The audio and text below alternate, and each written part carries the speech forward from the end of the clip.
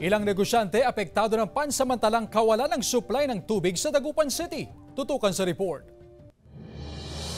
Apektado ang ilang negosyante sa pansamantalang kawalan ng supply ng tubig sa bahagi ng Barangay Herrero Perez sa Dagupan City. Ang 61 anyos na si Freda Zarate, maaga nang nag-iipon ng tubig upang may magamit sa kanyang tindahan.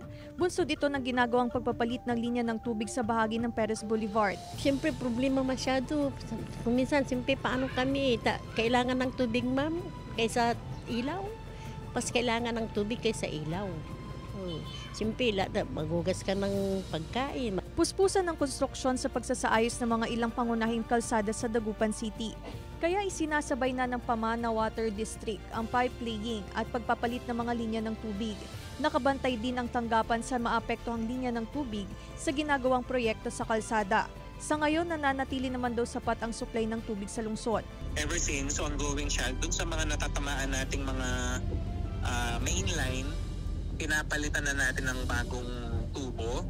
So ang nangyayari is inuunti-unti natin yung pagdugtong ng mga bagong linya para hindi magkaroon ng water interruption. Samantala, maaari namang i-report sa tanggapan sakaling may problema sa supply ng tubig.